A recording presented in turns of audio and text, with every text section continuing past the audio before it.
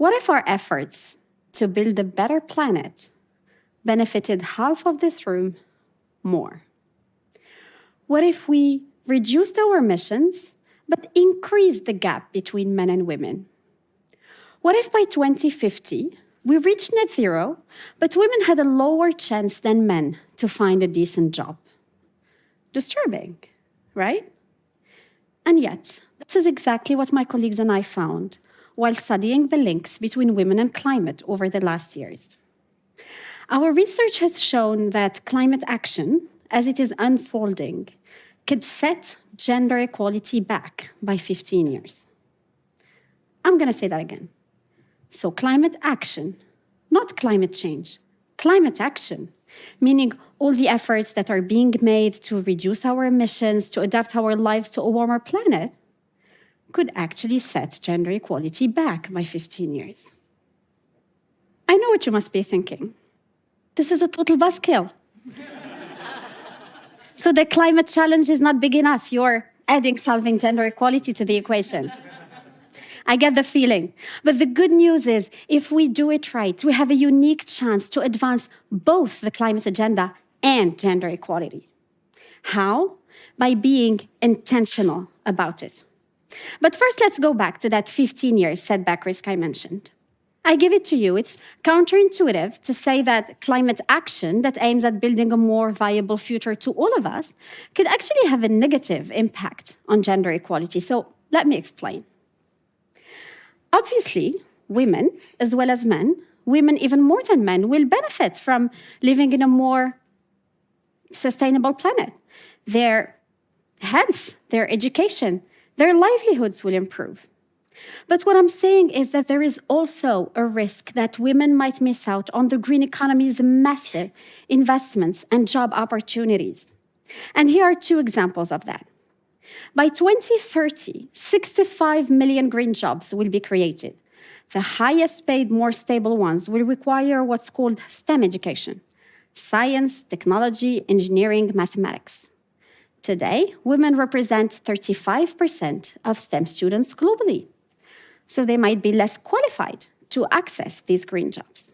Second example, by 2030, companies in highly emitting sectors such as energy, building materials, industrial goods will be spending as much as $500 billion to train their employees in new green skills. Now, these industries are historically male-dominated, so mechanically, women are less likely to participate in these retrainings, widening the skill gap between men and women, again, in accessing the jobs of the future. So see, the risk is real. Women might miss out on these opportunities and investments, or at least miss out on part of them, even if this wasn't the initial intent. So what is it that we need to do to have a climate action that solves these two major challenges at the same time: gender equality and sustainability? Well, we need to do something that seems very simple, yet very often overlooked.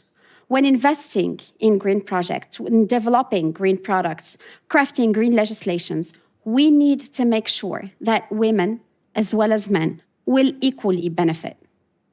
Not more, not less, just equally. Might seem obvious. You might even think, isn't that what we're already doing? But history has showed us that time and time again, even though this is what we think we're doing, this is not what is actually happening.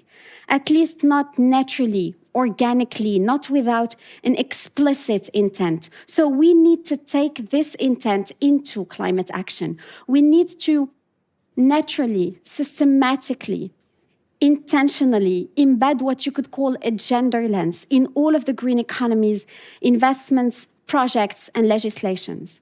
And I am not just talking about projects targeting women, or funds dedicated to women, or a gender day in climate negotiations. I am talking about gender as an intentional forethought in every green project, every green investment, every green legislation. Let's take an example. Green cities. Green cities are a great illustration of how we could integrate this gender lens and have climate action boost gender equality instead of setting it back. From Chicago to Shanghai, from Copenhagen to Rio, most large cities have ambitious programs to become greener. $2 trillion will have to be spent every year for the next 20 years to upgrade urban infrastructure and make it more sustainable. And this covers housing, energy, safety, public transportation, green spaces, you name it. With the right approach, these cities can become greener and more inclusive of women. Now, greener, they sort of know how to do that. They have already initiated multiple projects, and there is already a lot of research in that field. But becoming more inclusive of women, we hear less about that. This is less documented. And yet, there is a great story that can serve as an inspiration. This story takes place in the beautiful city of Vienna in Austria. In the 90s, planning officials in Vienna realized that women were less satisfied with transportation systems than men, because these systems are designed for people going between home and work, between suburbs and city centers, at mostly set times. But women, although they make up the majority of public transportation users, women's trips are nothing like that. They are much more fragmented, they are much shorter, they require multiple transportation modes, and they don't necessarily happen during rush hour. All of this because women combine their work trips with their domestic and caregiving responsibilities. And this, transportation, is a major factor when it comes to women's labor and participation to the economy. They also noticed something else. Before the age of 9, boys and girls would equally go to parks. But when girls reach the age of 9, something strange happens. They almost disappeared from public parks. So they did some research, and they confirmed that no, it's not that all of a sudden, when girls turn 9, they no longer are interested in public parks. It's again because of the way these parks are designed. With their single large open space and multiple football cages, boys feel welcomed, girls feel they need to compete for space. So they just stopped going there. So bottom line, through these two examples and many more, they realized that the gender-neutral approach that the city had and that most cities in the world have, this gender-neutral approach can actually be a women-blind one. So they decided to intentionally design a gender-equal urban planning program. So they surveyed men and women to better understand the way they live in the city. They brought in female architects and urban planners to participate alongside their male colleagues, to participate to the city's redesign. They added gender assessment in social housing and infrastructure contract. So see, just like that, in every step was made with the intention, the explicit intention to make sure that women will benefit as well as men. Again, not more, not less, as well as men. So in parks, they have added footpaths to divide up space. They have integrated a wider range of activities, such as volleyball. And just like that, teenage girls came back to parks. And this has benefited teenage girls, but not only them. Every year since 2009, except for COVID years, Vienna has been named the best city in the world to live in. Now, it's not just the gendered approach, but it clearly contributed because for the first time, the specific needs of the other half of the population were taken into account. Now, what does Vienna's story tell us? It tells us that if we want women to benefit from a green city project, from an urbanism project, or from any project, it needs intention. And intention means at least these three ingredients. upfront understanding women's specific needs, even if the project is not specifically targeting women, involving women in the design of the project, and specifically measuring the impact of the project on women to be able to adjust if necessary. So this way, with this approach, we could correct the biases that are behind the gender-neutral urban planning programs that exist everywhere.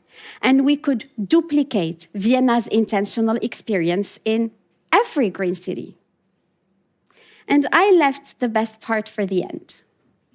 When involved in urban planning, women proved to be active agents of sustainability. Statistically, the most sustainable cities are also the ones with the highest representation of women in policymaking and leadership positions. So this gendered approach will not only make green cities more inclusive of women, it will also make them greener. Treating women exactly like men, as I have heard multiple times from policymakers and leaders, is not what will get us to gender equality, because it turns a blind eye to the biases that we all have. And it tends to perpetuate pre-existing inequalities and could even be widening them. Urbanism is just one example of how the green economy will revolutionize the way we move, work, eat.